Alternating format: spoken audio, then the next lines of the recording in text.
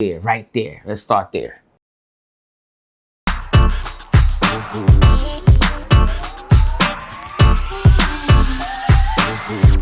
I would like to begin this segment with a simple prayer to the Creator.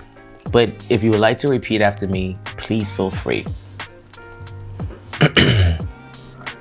My Creator, I am now willing that you should have all of me, good and bad. I pray that you remove from me every defective character which stands in the way of my usefulness to you and to my fellow brothers and sisters. Grant me strength as I go out from here to do your bidding. Amen. Good evening, everyone. This is Mike Daniels, your real estate professional here in New York City. We will be talking about and discussing the necessary paperwork you will need in order to rent a New York City apartment. New York City is like a job within itself when it comes to renting an apartment here in New York. And today I will be discussing the 8 items you will need in order for you to get through the approval process. First thing, before we go through the 8 items, we will talk about your salary. Now, typically a landlord or management company need you to actually have an average salary of about 40 times the rent. The lowest is 35 times the rent. And what that means, the average 1-bedroom apartment, that's $1,750. So $1,750 times 40 times the rent will be $70,000. So roughly give and take between $67,000 and $70,000. Everyone always asks me, what are the fees? Well, let me break down the fees. Okay, so you got the security deposit, which is $1,750. You got the monthly rent, which is $1,750, plus the broker fee, because we all have to get paid and we all have to eat. You know, it's our livelihood. And you also know some people still expect you to do them a favor and get the service for free. Unbelievable.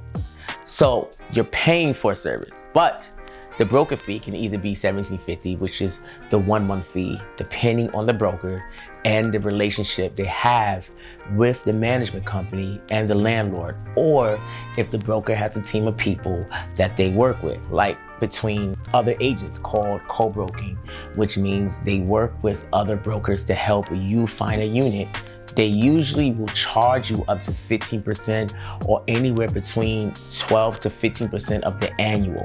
So for instance, if the 1-bedroom apartment is $1,750 a month, that's $21,000 of the entire year. So you take $1,750 times 12, which equals $21,000. In order to get the 15% fee, you would multiply $21,000 by 15%, and you will be at $3,150. So your fees will consist of $3,150. That's $3,150 plus $1,750 plus $1,750, and that's about $6,600. Now, the 8 items you need to know in order to get your paperwork together. First, you need the application. You get the application from the management company, or you get the application from the landlord, or you get the application from the broker. You gotta have your ID, obviously driver's license, passport, or state ID. So basically the application ID, they are first and second items. And the third thing would be either the W-2 or the tax return. Make sure your W-2 or tax return is from 2019, since right now we're in 2020. So not 2018, not 2017. The fourth item is the employment letter. Your employment letter should entail your yearly salary, date that you started working, and the contact information to the human resources director or your direct supervisor. And that should be included in your letter.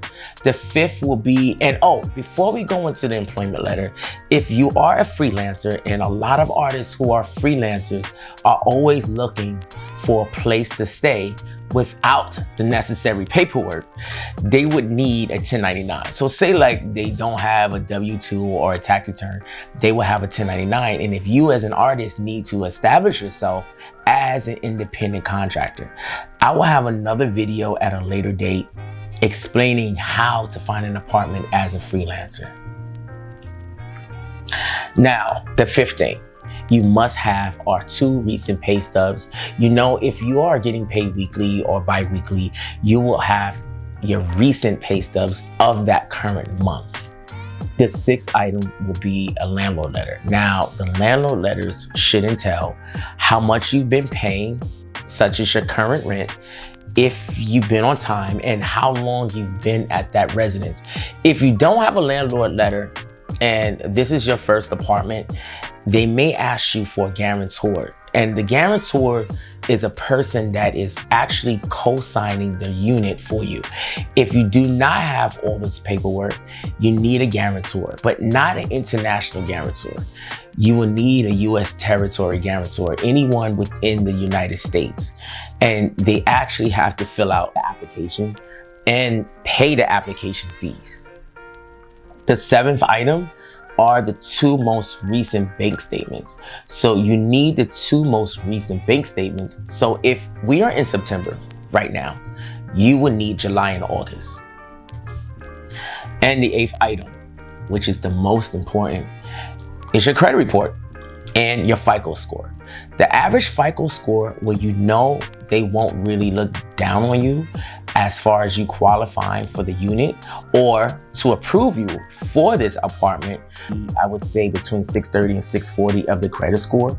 If your credit score is around early 600s, like for example, 603 or 596 or 610, most times they're always going to ask for a guarantor. Just prepare to have one.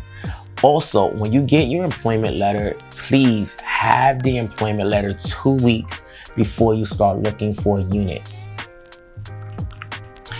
If you really like this video, please feel free to subscribe and press the notification bell.